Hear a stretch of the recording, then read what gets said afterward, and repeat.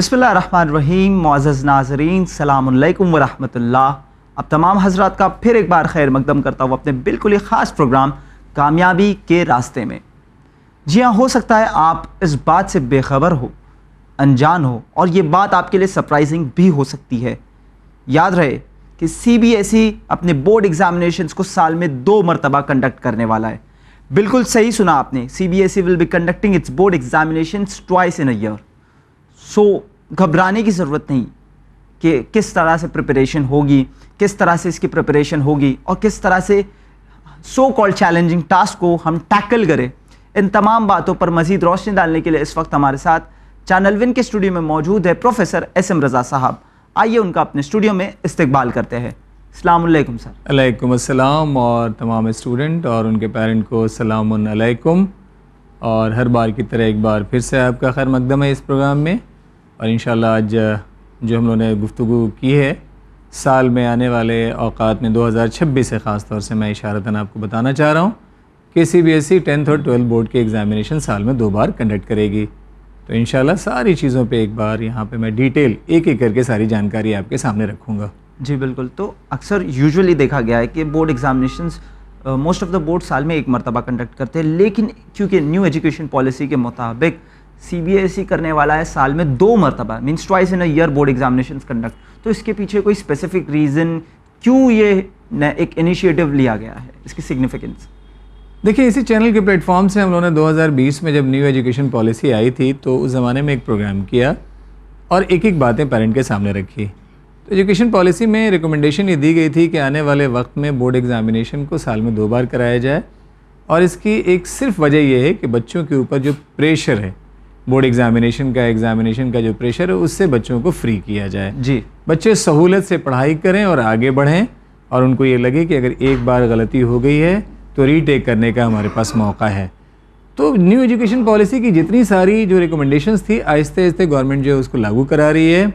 और देखिए, यही चीज़ आप देखेंगे इंजीनियरिंग के एंट्रेंस में जो JEE मेंस का एग्ज़ाम है ये भी साल में 2 बार होता है, 2 सेशन होता है, और दोनों सेशन में जो बेस्ट होता है उसके अकॉर्डिंग आपका रिज़ल्ट निकलता है और बच्चों को वैसे सीट मिलती है। तकरीबन उसी तरह से ट्रेंड बनाया जा रहा है।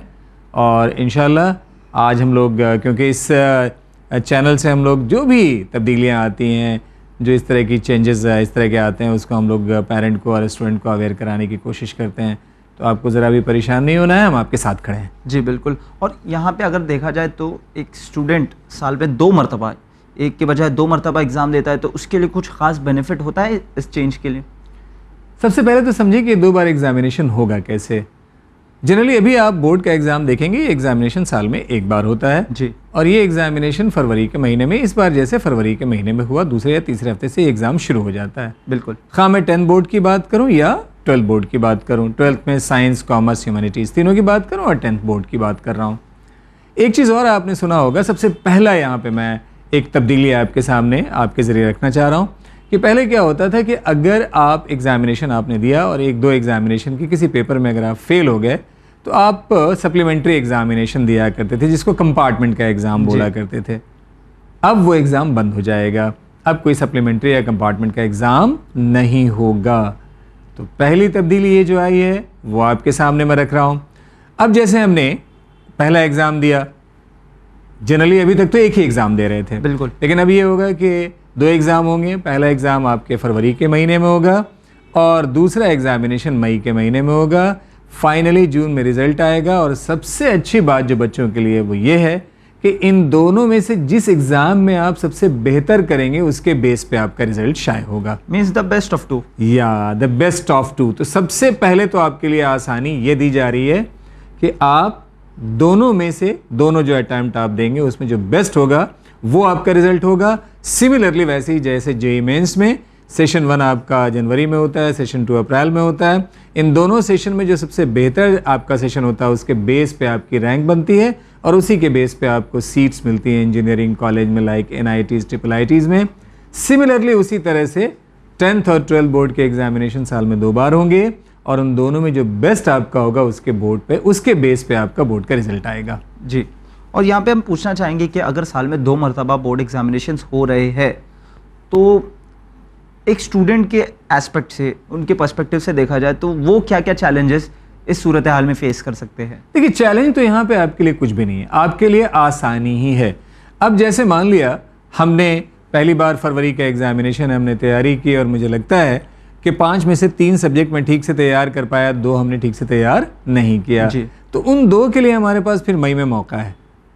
तो अगर जो दूसरा मैं एग्ज़ाम दूंगा तो उसमें डेफिनेटली वो 2 जो 3 पहले हमारे तैयार थे उन्हें मैं रिवाइज़ करता ही रहूँगा, और रेस्ट अपने पास जो 2 महीने का वक्त मिलेगा उसमें 2 जो वीक सब्जेक्ट रह गए उनकी तैयारी करके और मई वाला मैं अटैम्प्ट दूंगा, और फाइनल जो मेरा जो रिजल्ट आएगा इन दोनों में जो बेहतर होगा उसके बेस पे आएगा। तो इससे हमारे लिए आसानी ही पैदा होगी, मुश्किल नहीं पैदा होगी। Means you are getting one more chance to improve yourself. Yes of course, और चांस भी आपको मिल रहा है आपके बेटरमेंट के लिए, आपको और अच्छा कराने के लिए, ताकि आपका रिजल्ट और बेहतर हो। तो ध्यान रखें, ये चीज़ आपके सहूलत के लिए बनाई गई है, इसका फ़ायदा आपको उठाना है। जी, तो यहाँ पे मैं पूछना चाहूँगा आपसे कि जब 2 एग्जाम्स कंडक्ट किए जा रहे हैं तो can the student take either one और both of them are compulsory for him? बहुत अच्छा सवाल है, मर्जी आपकी है। एग्जामिनेशन अगर आप चाहें तो एक दे सकते हैं, चाहे तो दोनों दे सकते हैं। ये आपके ऊपर है कि आप दोनों का ऑप्शन लेते हैं या नहीं लेते हैं। जनरली हमने देखा है कि बच्चे दोनों का ऑप्शन ले ही लेते हैं, क्योंकि लगता है अगर कि पहली बार हमने एग्ज़ाम दिया और अगर सपोज़ मैं उम्मीद कर रहा हूँ कि मेरे 94% आ रहे हैं, मुझे लगता है कि अगर 1.5 महीने और मैं तैयारी कर लूँ तो इस 94 को मैं 97 पहुँचा सकता हूँ, तो डेफिनेटली ऐसा मौका कभी मैं छोड़ना ही नहीं चाहूँगा। बिल्कुल। तो आपके ऊपर है कि आप दोनों सेशन लेते हैं या नहीं लेते हैं, कंपलसरी नहीं है, एक तो एग्ज़ाम आपको फेस करना ही पड़ेगा। जी, और दोनों में से किसके, यानी दोनों के ही मार्क्स कंसिडर किए जाएंगे इसमें ऐड ऑन होके उसके फाइनल रिजल्ट में? ऐड ऑन नहीं होंगे। जैसे फरवरी का हमने एग्जाम दिया, सपोज फरवरी के एग्जामिनेशन में मैथ्स का हमने पेपर दिया 100 मार्क्स का, 80+20, 100 मार्क्स में मेरे 90 आ गए। फिर मैंने मई वाला सेशन दिया, उसमें मैथ्स मेरे 95 आ गए, तो जो फाइनल रिजल्ट आएगा उसमें मेरे मैथ्स का मार्क्स 90 जो पहले आया था वो शो नहीं होगा, बल्कि वो शो होगा 95। यानी दोनों में से जो बेहतर होगा उसके बेस पे आपकी मार्कशीट निकलेगी। तो यहाँ आपका फायदा ही है। जी, यानी कोई जिस किसी भी रुख से देखा जाए यहाँ पे आपके बेस्ट को ही सेलेक्ट किया जाएगा। और गवर्नमेंट ने बोला भी है कि बच्चों के ऊपर जो एग्जामिनेशन का प्रेशर है उस प्रेशर से बच्चों को आज़ाद करना है। बच्चे परेशान ना हो, किसी तरह की कोई परेशानी में ना पड़े, उनके सेहत पे कोई इसका नेगेटिव इम्पैक्ट ना पड़े, साइकोलॉजिकल कोई डिप्रेशन का शिकार ना हो। इन तमाम चीज़ों से आपको बचाने के लिए ये सहूलत आपको दी जा रही है। अब बारी हमारी है कि इस सहूलत का हम प्रॉपर फ़ायदा उठा सकें। जी बिल्कुल। तो नाजरीन, अगर हम देखें तो साल में 2 मरतबा एग्ज़ाम्स हो रहा है, तो यह आप पे प्रेशर डालने के लिए नहीं बल्कि आपसे प्रेशर हटाने के लिए, in order so that the student can use his best potential so that his best marks carries forward in his result. Obviously, अब जैसे मैंने आपको भी जिक्र किया कि अब जैसे मैं पूरे साल की तैयारी कर रहा हूँ तो कभी कभी ऐसा होता है कि हमारा कोई सब्जेक्ट वीक छूट जाता है। Yes. और अगर वो वीक सब्जेक्ट अगर कहीं एग्जाम के शेड्यूल में कहीं पहले आ गया तो क्या होता है कि उसकी वीकनेस की वजह से पूरा का पूरा एग्जाम हमारा कहीं ना कहीं बर्बाद हो रहा होता है। तो यहाँ पे आपको परेशान नहीं होना है। अगर आपका कोई सब्जेक्ट वीक छूट रहा है, पहले तो कोशिश करें कि कोई सब्जेक्ट वीक छूटे ही नहीं। बिल्कुल। फरवरी के पहले अगर आप कर लें तो बहुत बेहतर होगा, और उसके बाद अगर कहीं रह जाता है तो आपके पास मौका है। आप तैयारी करके और अच्छे से एग्ज़ाम दें। और फिर मैं रिपीट कर रहा हूँ कि दोनों एग्ज़ाम में जो बेहतर मार्क्स होगा उसके बेस पे आपकी मार्कशीट तैयार होगी। यानी अगेन आपके लिए एक आसान राह बनाई जा रही है। जी, यानी यूजुअली जैसा आपने कहा कि वीक सब्जेक्ट्स में अगर पहला पेपर ही खराब जाता है तो ओवरऑल उसके सारे पेपर के लिए एक कहीं ना नेगेटिव इम्पैक्ट जरूर पड़ता है। जी। और ये भी देखा गया है कि ड्यूरिंग द प्रिपरेशंस ऐसा बहुत बार होता है कि कई सब्जेक्ट्स में एक स्टूडेंट काफ़ी ज़्यादा स्ट्रांग होता है तो कई सब्जेक्ट यूजुअली मैथ्स और फिजिक्स में देखा गया है बहुत ज़्यादा वीक होता है। तो हम ये कह सकते हैं कि एक मौका है कि अगर यहाँ पे उसने जो दूसरे सब्जेक्ट्स पे ज़्यादा फोकस किया तो वो मैथ्स और फिजिक्स जैसे जो यूजुअली देखा गया है, पर्सपेक्टिव बनाया गया है, जो टफर सब्जेक्ट्स है उन्हें वो बाद में रिकवर कर सकता है और उनमें बेहतर स्कोर कर सकता है। एम आई राइट? या ऑफ कोर्स। लेकिन एक बात और मैं कहूँगा, देखिए जनरली जो मैंने अच्छे बच्चों का जो ट्रेंड देखा है जी, वो ये देखा है कि हमेशा जैसे इसके पहले 2 एग्जामिनेशन का ट्रेंड आप कहाँ देखेंगे? जेईई मेंस में देखेंगे। बिल्कुल। और नीट तो साल में एक बार होता है, तो 2 एग्जामिनेशन का ट्रेंड ऑलरेडी जेईई मेंस में चला आ रहा है। तो मैंने मैक्सिमम जो अच्छे बच्चों को देखा है वो हमेशा पहले सेशन में देखा है कि वो अच्छे बच्चे होते हैं जो शुरू से तैयारी कर रहे होते हैं, पहले सेशन में बहुत अच्छा स्कोर कर ले जाते हैं। तो आपको एक अच्छा स्टूडेंट बनना है, एक पूरी प्लानिंग के साथ आपको बढ़ना है। आप कोशिश करें कि पहले सेशन को आप एकदम प्रोडक्टिव बनाएं।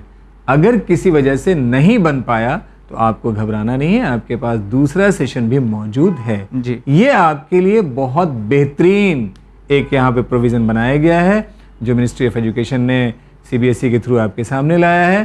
तो इसका आपको फ़ायदा उठाना है। और जो बच्चे अभी 10th जिन्होंने 9th पास करके, क्योंकि आपने देखा होगा स्कूल का करिकुलम जनरली मार्च में बच्चों के एग्ज़ाम और रिज़ल्ट आ जाते हैं, और बच्चों के 10th के बाद यानी 9th के बाद 10th की क्लासेस भी अप्रैल से शुरू हो जाती हैं जी। तो आप अप्रैल से अपनी क्लास शुरू करें और ध्यान रखें कि आप तैयारी पूरी लगन से आप करें और ये सोच के करें कि जो पहला सेशन होगा उस सेशन का आपको फ़ायदा उठाना है जी। एंड सिमिलरली उसी तरह से जो बच्चे 11th में अभी हैं, अब वो 12th शुरुआत उनकी हो जाएगी, वो भी यही ट्राई करें कि जो भी आपका सब्जेक्ट हो आप ऐसे तैयार करें कि पहले सेशन में मजबूती के साथ आप एग्ज़ाम दें। हाँ, अगर किसी वजह से कोई पेपर आपका अगर ख़राब हो जाता है, कभी आपकी तबीयत ख़राब हो जाती है, बहुत सारे और भी रीज़न्स हैं जिसकी वजह से किसी पेपर में कोई इफ़ेक्ट आता है, तो आपको घबराना नहीं है। उस पहले सेशन की कमी से बाहर निकलने के लिए इस तरह का प्रोविज़न बनाया जा रहा है कि दूसरे सेशन में आप उस कमी से बाहर निकल पाएँ। जी जी। अगर हम देखें कि अगर साल में 2 मरतबा एग्जाम्स होता है तो उसकी ग्रेडिंग या मार्किंग स्कीम में कोई तब्दीली देखने को मिलती है? कोई तब्दीली नहीं होगी। फिर मैं बता रहा हूँ यहाँ पे कोई तब्दीली नहीं होगी।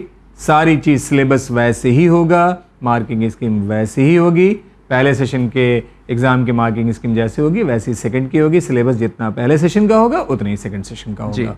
और हम ये कह सकते हैं कि क्या दोनों में से किसी एक एग्ज़ाम की डिफ़िकल्टी लेवल जो है दूसरे के मुकाबले ज़्यादा होगी और दूसरा एग्ज़ाम जो है इसके मुकाबले में कंपैरेटिवली ईजी होगा, ऐसा भी कहीं है?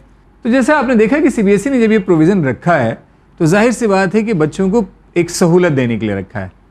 तो मुझे नहीं लगता है कि सिलेबस में कोई बहुत बड़ा फ़र्क होगा, क्वेश्चन पेपर के स्टैंडर्ड में कोई बहुत डिफरेंस होगा। क्वेश्चन पेपर एक ही जैसे तकरीबन होंगे, कमोबेश एक ही जैसे होंगे। डिफ़िकल्टी लेवल जैसा सेशन 1 का होगा वैसे ही सेशन 2 का होगा। आपको घबराने की ज़रूरत एकदम नहीं है। तो आप तैयारी करें और ये जो साल आपका है इस साल को अच्छे से प्रोडक्टिवली आप यूज़ करने की कोशिश करें। जी बिल्कुल, यानी हम ये कह सकते हैं डिफ़िकल्टी उसी के लिए जो पढ़ाई ना करे बिल्कुल, और आसानी उसके लिए जो हर पेपर उसके लिए आसान होगा जो हम ये कह सकते हैं तैयारी के साथ एग्ज़ाम में बैठे। देखिए अतर साहब, जब आप बहुत करीब से इन चीज़ों को समझने की कोशिश करेंगे तो ये सारी चीज़, ये इम्प्रेशन जो साइकोलॉजिकल जो आपकी थिंकिंग है उस पर डिपेंड करता है। 12 मैं बच्चों को एग्जांपल देता हूँ कि मैं 3 सब्जेक्ट पढ़ रहा होता हूँ। सपोज़ मैं मैथ्स पढ़ रहा हूँ, साइंस पढ़ रहा हूँ और इंग्लिश पढ़ रहा हूँ। अल्लाह ने मेरी एक जिस्मानी एक कंस्ट्रक्शन जिस्म मेरा बनाया है, मेरा जहन है, सारी चीज़ उसने बना के मुझे इस दुनिया में उतारा है। जितना माइंड का डेवलपमेंट है वो ऑलरेडी इस स्टेज तक आके हो जाता है। ऐसा क्या है कि उसी जहन से 2 सब्जेक्ट मैं पढ़ता हूँ, मुझे समझ में आता है और तीसरा मुझे समझ में नहीं आता। ये हमारी सोच है जी। ये नेगेटिव सोच है उस सब्जेक्ट की, जिसकी वजह से वो सब्जेक्ट आपके लिए मुश्किल बनता है। अदरवाइज़ आपके बॉडी कॉन्फ़िगरेशन में कोई तब्दीली नहीं आती है। तो अपनी सोच को पॉजिटिव रखें और मेहनत करें। कुछ भी मुश्किल नहीं होता है। अगर कोई चीज़ आपको आ रही होती है तो वो आपके लिए आसान होती है, नहीं आ रही होती है तो वही मुश्किल होती है। तो मुश्किल होती क्यों है? क्योंकि वो आती नहीं है। और आती क्यों नहीं है उस पर आपको काम करना है। और वो काम क्या है? पढ़िए, टाइम टेबल मेंटेन कीजिए और अपने आप को साइकोलॉजिकली पॉजिटिव रखिए। जी, यानी हम ये कह सकते हैं जो जहन बायो भी पढ़ सकता है वही जहन फिजिक्स भी पढ़ सकता है। Why not? दोनों वही जहन तो है, सेम ही है। जी। हम ये कह सकते हैं एक इल्यूजन, एक बबल बना के रखा है कि फिजिक्स हार्ड, बायो इजी है। नहीं, हार्ड मुश्किल कुछ जी, नहीं बिल्कुल। होता। ये तो हमारी अपनी बनाई हुई एक सोच है। मैंने जैसे आपको कहा कि अगर जिस चीज़ के लिए जहन है जी, जैसी सोच आप बनाएंगे माइंड से सिग्नल वैसा ही निकलना है। बिस्तर पर लेट गए, सोचेंगे नहीं मुझे बाहर नहीं जाना है तो जिसमें आलस आएगी। बिल्कुल। लेटे हुए फौरन घड़ी पे देखा नहीं मुझे कहीं पहुंचना है, इमीडिएट बदन में एक आपकी मुस्तैदी आएगी, फुर्ती आएगी, फौरन उठेंगे और आप निकल जाएंगे। तो जैसा सोचते हैं माइंड से वैसे ही सिग्नल आता है, बॉडी वैसे रिएक्ट करती है। तो हमेशा किसी चीज़ को आसान समझ के आगे बढ़ने की कोशिश कीजिए, क्योंकि आपसे पहले बहुत सारे लोगों ने उसमें बहुत ही बड़े बड़े कारनामे अंजाम दिए हैं। जी बिल्कुल। तो सर यहाँ पे हम ये पूछना चाहेंगे कि अगर 2 मरतबा बोर्ड एग्जाम्स हो रहे हैं तो जो प्रैक्टिकल्स होते हैं, इंटरनल असेसमेंट होते हैं, ये किस तरह से न्यू एजुकेशन पॉलिसी के तहत कंडक्ट किए जाएंगे under this pattern of conducting twice a year board exams? हम ये जानना चाहते हैं और क्या वेटेज होगा इसका। बहुत एक्सीलेंट क्वेश्चन है। और मैं अगर 10th की बात करूँ तो 10th में आपने देखा होगा कि 80+20 का स्कीम है जी। और अगर आप और 12th में चले जाएं तो वहाँ प्रैक्टिकल के मार्क्स होते हैं और थ्योरी के मार्क्स अलग होते हैं, प्रैक्टिकल के अलग। ध्यान रखेंगे प्रैक्टिकल और इंटरनल असेसमेंट जो है वो एक ही बार होगा, वो 2 बार नहीं होना है। जो बोर्ड के एग्जामिनेशन होंगे वो 2 बार होंगे। तो प्रैक्टिकल आपको 1 बार देना है, ध्यान रखिएगा, वहाँ पे आपको एक्यूरेसी मेंटेन करनी है। और जो इंटरनल के जो मार्क्स होते हैं, जो स्कूल के लोग आपको, आपके टीचर्स, आपके क्लास टीचर्स जो होते हैं, आपके सब्जेक्ट टीचर्स जो होते हैं, जो इंटरनल असेसमेंट, जो इंटरनल एग्जाम्स होते हैं उसके बेस पे देते हैं, वो आपका वंस इन अ ईयर एक ही बार होगा। जो बोर्ड एग्जामिनेशन होगा, जो सीबीएसई या जो बोर्ड कंडक्ट करेगी, उसमें आपको फरवरी और मई का ऑप्शन होगा प्रैक्टिकल में, और इंटरनल असेसमेंट में कोई दूसरा कोई ऑप्शन नहीं होगा। जी, यानी प्रैक्टिकल में आपको एक ही चांस है। एक ही चांस बिल्कुल, है। यानी जी। नाज़रीन याद रखिए, बोर्ड्स 2 बार होने वाले हैं। यहाँ पे आप खुद को इम्प्रूव कर सकते हो, आपके पास चांस है, लेकिन प्रैक्टिकल इंटरनल असेसमेंट ये एक ही बार होगा। So please study hard. और यहाँ पे हम ये पूछना चाहेंगे कि जब बात करें पढ़ाई की, तो इस सूरत हाल में स्टूडेंट्स किस तरह से अपना शेड्यूल सेट करें, किस तरह से हम ये कह सकते हैं टाइम मैनेजमेंट स्टूडेंट्स के लिए कितना इंपॉर्टेंट है इस सूरत हाल में?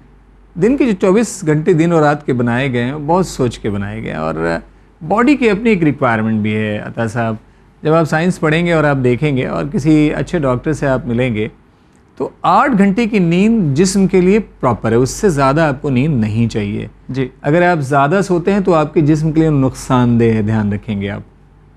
बिल्कुल। तो 8 घंटे की नींद एक बहुत अच्छी नींद होती है। 8 घंटे की नींद आपकी हो जाती है, 6 घंटे आपके स्कूल का शेड्यूल होता है, 2 घंटे खाने पीने नहाने के तो 16 घंटे हो गए, 2 घंटे खेलने के आप ले लें तो 18 घंटे हो गए। जो 6 घंटे आपके बचे हुए हैं वो आपके सेल्फ स्टडी के हैं। बिल्कुल, यानी 6 घंटा आप खुद बैठ के यहाँ पे पढ़ सकते हैं। पढ़ना है, सपोज करें कि अगर उसमें 2 घंटे अगर आप ट्यूशन जाते हैं, कोचिंग जाते हैं, या 3 घंटे आप, मैं मान लूँ, ट्यूशन या कोचिंग जाते हैं, तब भी 3 से 4 घंटे आपके सेल्फ स्टडी के हैं। अगर ये शेड्यूल सिंपल वे में जो मैंने बताया, अगर पूरे साल अगर आप लगाएं, तो अब एग्जामिनेशन का आप इंतज़ार करेंगे, एग्जामिनेशन से आप भागेंगे नहीं। बिल्कुल, यानी एक सिंपल शेड्यूल फॉलो करना, ना ज़्यादा एकदम टफ, ना ज़्यादा Yeah. इजी, बिल्कुल एकदम सिंपल है। और यानी वाकई हम ये कह सोचते थे पहले, एक अजम्पशन होता था सर कि स्कॉलर्स का एक बहुत ज़्यादा हाई प्रोफाइल, हम ये कह सकते शेड्यूल होगा कि वो दिन में 12-12 और 16-16 घंटे पढ़ाई कर रहे होगा। क्या ये रियलिटी है या एक सिर्फ मिथ है, या वो भी यही शेड्यूल फॉलो करते हैं? देखिए, रेगुलरिटी के साथ अगर आप, जैसे मैंने बताया, अगर ये शेड्यूल आप मेंटेन करें तो आप टॉपर बन सकते हैं, कोई दिक्कत नहीं है। एक और मैं एग्जांपल आपको दे रहा हूँ, देखें, सोचें, जितनी इंसान की पॉपुलेशन पूरे वर्ल्ड में नहीं है, उससे लाख गुना ज़्यादा स्टार्स हैं। बिल्कुल। गैलेक्सीज के बारे में आप देखें, कितने सारे बिलियंस ऑफ स्टार्स हैं। परवरदिगार ने एक स्टार का एक रास्ता, एक तारे का, एक सियारे का एक रास्ता अपना एक स्टार का सेट किया हुआ है। वो स्टार उसी रास्ते पे चल रहा है, ज़रा भी डेविएशन नहीं है। लेकिन अगर कहीं 100 लोगों को आप इकट्ठा कर दें तो आप देखेंगे जब वो चलते हैं तो एक दूसरे से टकराते हैं, यानी उनका कोई अपना रास्ता फिक्स नहीं होता। तो जो रास्ता आपको असाइन कर दिया गया है, अगर उस रास्ते पे आप चलेंगे तो कभी भी टकराव नहीं होगा। मैंने कितना सिंपल आपको रास्ता बताया है। 8 घंटे आपको सोना है, 2 घंटे में नहाने खाने पीने का काम करना है, 1 घंटे आपको खेलना है, उसके बाद 6 घंटे आपको स्कूल जाना है, 6 से 7 घंटे जो बचे उसमें से 3 घंटे ट्यूशन जाना है, तो 4 घंटे जो बचे हुए हैं उसमें आपको सेल्फ स्टडी करना है।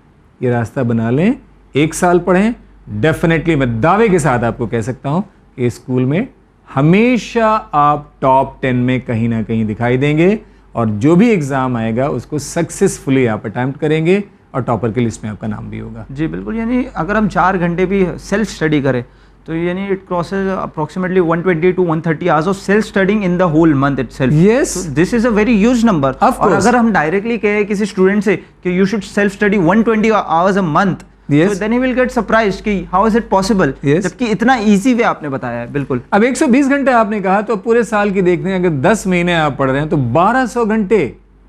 तो 1200 घंटे अगर आप तैयारी करेंगे तो किताब में ऐसी कोई भी चीज़ नहीं होगी जिसका जवाब आप देने की पोजीशन में नहीं हो। लेकिन एक बात और भी, वो 4 घंटे का मतलब ये है कि ऐसा ना हो कि किताब खुली हो, जहन कहीं और हो, मोबाइल पे आप YouTube का वीडियो लगा के पढ़ रहे हो। मैं उस 4 घंटे को कभी भी काउंट नहीं करता हूँ। कुछ यहाँ पे एक बड़ी कॉमन सी बात जो बचपने से हम लोगों ने सुना है अपने बुजुर्गों से, बहुत सारी चीज़ें ऐसी होती हैं अता साहब कि जब तक 2 वर्ड्स के साथ आप उसको नहीं बोलेंगे, आप उसका मीनिंग समझ ही नहीं पाएंगे। जी। आप मुझे बताइए कि अगर अंधेरा नहीं हो तो उजाले का कोई मतलब है क्या? बिल्कुल नहीं। अगर दिन नहीं हो तो रात का क्या मतलब है? अगर पीना नहीं हो तो खाने की दुश्वारियों से आप दो चार हो जाएंगे, क्योंकि खाने को डाइजेस्ट करने के लिए पीना ज़रूरी है। तो खाना पीना, जागना सोना, अंधेरा उजाला, उसी तरह से लिखना और पढ़ना। तो अगर आप लिखेंगे नहीं तो पढ़ने का कोई मीनिंग नहीं है। तो मैं ये कह रहा हूँ जो 4 घंटे मैंने पढ़ने की बात की है वो लिखते हुए पढ़ने की बात की है। ऐसा ना हो कि किताब खोला आपने और आप उसको नॉवेल की तरह पढ़ रहे हो, पढ़ते पढ़ते आपका जहन कहीं और भटक गया हो और घंटे 4 आपने गिन लिए। तो ध्यान रखिएगा ये 4 घंटे आपके प्रोडक्टिव नहीं होंगे। As a teacher, as a mentor, as a guide मैं कह सकता हूँ कि जितनी देर आप लिख के पढ़ते हैं दरअसल वही आपका एक प्रॉपर टाइम टेबल होता है। तो जब पढ़िए तो लिखिए भी। जी, यानी हम ये कह सकते हैं अगर कोई शख्स लिखता है पढ़ने के साथ तो वो चीज उसके जहन में इम्प्रिंट हो जाती है। Of course. और he remembers the thing much better than the one who only reads the book. Yes. देखिए एक छोटा सा एग्जांपल दे रहा हूँ, बड़ा आपको अच्छा भी लगेगा। पेन को आप देखें, पेन की निब को देखें आप। जब हम लिख रहे होते हैं तो पूरी मेरी निगाह एक पेन के निब पे होती है, यानी डिस्ट्रैक्शन जीरो। जी बिल्कुल। यस आप इधर उधर कहीं देख ही नहीं रहे हैं। मेरा फोकल पॉइंट वही है। फोकल पॉइंट वही है। यस। तो आप कंसंट्रेट होते हैं उस वक्त, इसलिए आपको लगता तो है, लेकिन मेरा ये मानना है कि जो पढ़ें उसको लिखें। जितना लिखेंगे उतनी ही चीज़ें आपके जहन में, और वो वहाँ जो पेपर पे आप लिख रहे हैं वो आपके जहन पे भी नक्श होती जाएंगी, उतरती जाएंगी, और सब्जेक्ट आपका और आसान होता जाएगा। और हमेशा किसी भी तरह के क्वेश्चन को लिखने या उसका जवाब देने की पोजीशन में आप अपने आप को पाएंगे। जी बिल्कुल। और जब हम देखें कि अगर साल में 2 मरतबा बोर्ड्स हो रहे हैं और स्टूडेंट्स, हम ये कह सकते हैं कि ये आसानी के लिए है, उनके मुश्किलात में इजाफा करने के लिए नहीं, तो इस सूरत हाल में पेरेंट्स और टीचर्स इन दोनों का क्या रोल बनता है स्टूडेंट के लाइफ में इस इम्पैक्ट को आगे बढ़ाने के लिए? देखिए एज ए पेरेंट और एज ए टीचर मैं कहूँ, एक्चुअली जो हमें सिलेबस पढ़ाने के लिए जो मिलता है, तो सीबीएसई ने जो एनसीईआरटी का सिलेबस फॉलो किया हुआ है, और बल्कि और भी स्टेट बोर्ड की मैं बात करूं तो स्टेट बोर्ड में जो 10th का सिलेबस है तकरीबन एनसीईआरटी के इक्विवेलेंट ही है, कोई बहुत डिफरेंस अब नहीं रहा है। तो जो 10th का सिलेबस डिज़ाइन किया गया है वो बड़े आराम से ऐसे डिज़ाइन किया गया है कि उसको आराम से अगर 45 मिनट के पीरियड्स लगाई जाएँ और हफ्ते में 5 दिन बच्चा अगर स्कूल जा रहा हो और 10 महीने की पढ़ाई कराई जाए तो बड़े आराम से उस टॉपिक को पढ़ाया भी जा सकता है, उसको रिवीजन कराया भी जा सकता है। जी बिल्कुल। तो 10 महीने का जो डिज़ाइंड है करिकुलम वो मोर देन सफिशिएंट है क्लास 10th के लिए। कभी भी हमें ये सोचना ही नहीं है कि हम 10 महीने में ये सब्जेक्ट नहीं पूरा करके फरवरी के बाद बचे हुए टाइम में हम इसको पूरा कर लेंगे। मैंने तो जनरली अगर ऐसा देखा है बच्चों को कि अगर कोई 10 महीने में कोई काम पूरा नहीं हो पाता है तो बचे हुए 1.5 महीने में भी वो पूरा नहीं हो पाता है। लग ज़रूर रहा है आपको, लेकिन जो नफ्सियाती जो बच्चों का मैंने ट्रैक रिकॉर्ड देखा है वो ऐसे ही होता है। तो कभी भी सेकंड ऑप्शन ये देखें, आप ऐसे लें कि पहले वाले ऑप्शन में मुझे ट्राई करना है कि 95% 90% मुझे ले आना है। अब मैं कंफर्म हो गया हूँ कि मेरा 90% आ रहा है, अगर 1.5 महीने और मैंने मेहनत कर दिया तो मैं 90 को 95 बना सकता हूँ या 95 को 97 बना सकता हूँ। ऐसे दोनों सेशन को लेना है। ऐसे नहीं लेना है कि चलो मैंने 4 सब्जेक्ट तैयार कर लिया, 1 वीक है तो है, बचे हुए 2 महीने में मैं उसकी तैयारी करके सेकंड सेशन में उसको दे दूंगा। तो जनरली जो मैंने स्टूडेंट का ट्रेंड देखा है, जो ट्रैक रिकॉर्ड देखा है, वो जनरली ऐसी चीज़ें होती नहीं है। जी, यानी ये है, हम ये कह सकते हैं आपको मेन जो फाइनल पुश है वो फर्स्ट बोर्ड के लिए ही लगाना है, एकदम देना है। एक जो हम ये कह सकते हैं बोनस, हम ये तो वो सेकंड बोर्ड के लिए we are getting the bonus marks. Of course. Yes जी। और यहाँ पे हमारे व्यूअर्स के भी कुछ क्वेश्चंस हैं जो उन्होंने हमें सेंड किए थे। प्लीज। सो किसी ने सवाल किया है, will this new system of board examinations reduce pressure on students? Of course, एकदम ये बच्चों के ऊपर से जो प्रेशर रिलीज करने की ही स्ट्रैटेजी है। किसी वजह से अगर आपका बच्चा पहले वाले सेशन में एग्जामिनेशन अच्छा नहीं दे पाया है तो ज़रा भी घबराना नहीं है, उसके पास दूसरा सेशन मौजूद है और उस दूसरे सेशन में उस एग्जामिनेशन को दे करके जो पीछे पहले वाले सेशन में कमी रह गई है उसको दूर कर सकता है। तो इससे बच्चों के एग्जामिनेशन में या आने वाले वक्त में आसानी के लिए ही ये एग्जामिनेशन के 2 सेशन जो हैं वो अडॉप्ट किए गए हैं। जी, एक सवाल आया है कि what happens if a student fails to pass all subjects in the first examination? कोई दिक्कत नहीं है, अगर वो पहले सेशन में सारे के सारे अगर वो पेपर में अगर वो रुक जाता है तो सेकंड वाले सेशन को वो दे, और सेकंड वाले सेशन में अगर वो सारे के सारे पेपर क्वालिफाई हो जाता है तो वो एग्जामिनेशन को क्वालिफाई ही माना जाएगा। मैं यहाँ दोबारा बताना चाहता हूँ, दोनों सेशन में जो बेहतर होगा उसके बेस पे आपकी मार्कशीट बनेगी। तो आपको घबराना नहीं है, अगर पहले सेशन में कोई कमी रह गई है तो दूसरे सेशन में उस कमी को आपको पूरी दूर कर लेना है, उसको पूरी कर लेना है। जी, एक बहुत ही अच्छा सवाल आया कि will students be allowed to change subjects after submitting the list of candidates? देखिए, वंस आप जब भी एग्जामिनेशन का फॉर्म फिल करेंगे तो डेफिनेटली जब आप 10th की बात करें तो कुछ सब्जेक्ट तो 4 तो आपके पास कंपलसरी सब्जेक्ट हो जाते हैं। जी बिल्कुल। लाइक जैसे मैथ्स हो गई, साइंस हो गई, सोशल हो गई, इंग्लिश तो आपका कंपलसरी है। फिर आपका आता है लैंग्वेजेस में, आप सेकंड लैंग्वेज कौन सा ले रहे हैं, फॉरेन लैंग्वेज क्या ले रहे हैं, या आप म्यूज़िक ले रहे हैं, इस तरह के कोई 5वें सब्जेक्ट पे आपके पास ऑप्शंस होते हैं। लेकिन जिस वक्त जब आप फॉर्म फिल करेंगे सेशन 1 के लिए, उसी वक्त आपको वहाँ पे सारे सब्जेक्ट आपको डिस्क्लोज करने पड़ेंगे।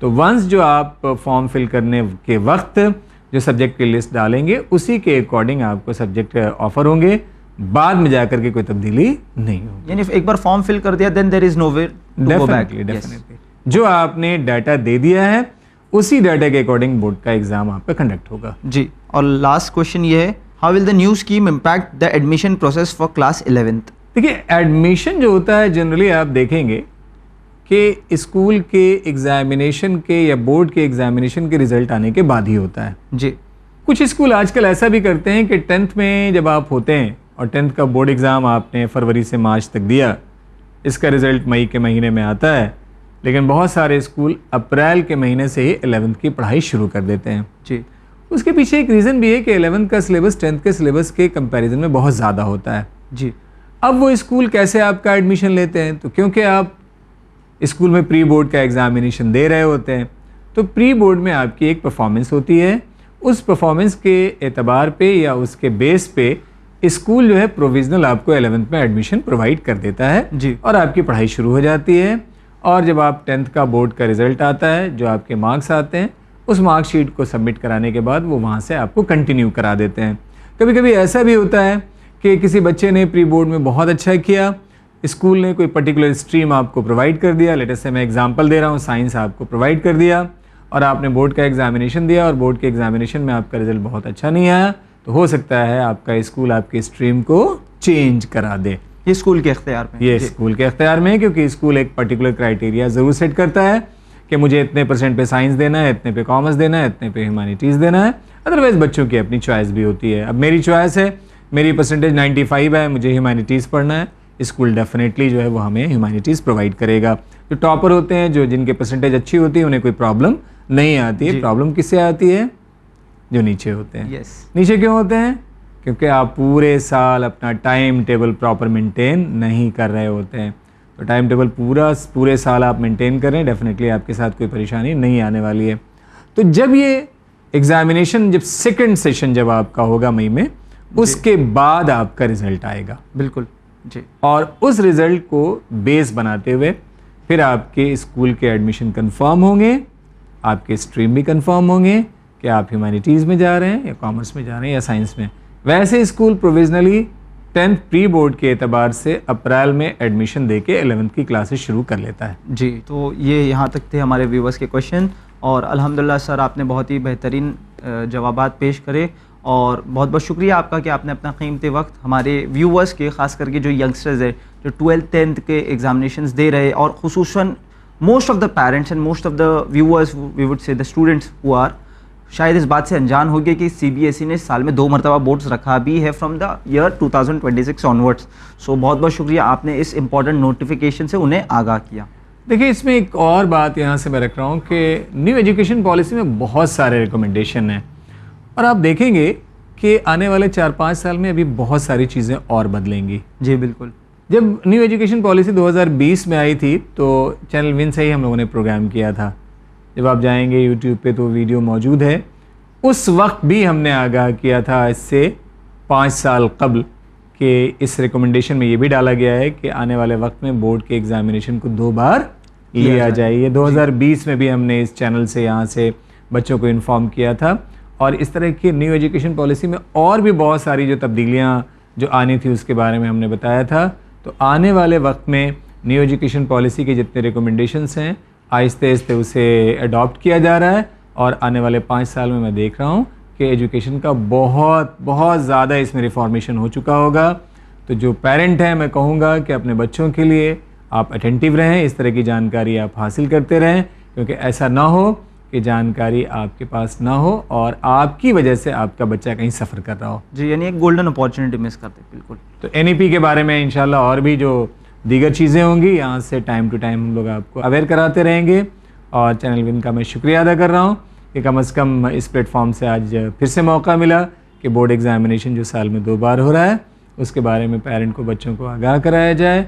सो बहुत सारी आपके लिए विशेष, और आप तैयार हों और इस जो पैटर्न को लाया गया है इसका फ़ायदा उठाएं। जी, बहुत बहुत शुक्रिया सर, थैंक यू। और उम्मीद है आपसे दोबारा मुलाकात होगी इंशाल्लाह। जी। तो नाजरीन, उम्मीद है आपको ये प्रोग्राम पसंद आया होगा, और याद रहे कि exams are made to test your capabilities. Exam से आपको डरना नहीं है, तो आप साल भर प्रिपेयर करें, जिस तरह सर ने बताया। एटलीस्ट आप 4 घंटा सेल्फ स्टडी करें, सिर्फ पढ़े नहीं, उसे लिखें, क्योंकि लिखना इट इज़ मोर बेनिफिशियल। आपको लिखी हुई चीज़ ज़्यादा देर तक याद रहती है। तो एग्ज़ाम्स के लिए आपको चैनल विन की जानिब से बेस्ट ऑफ लक, और इसी उम्मीद के साथ हम लेते हैं आपसे अलविदा, मगर देखते रहिए चैनल विन। शुक्रिया, खुदा।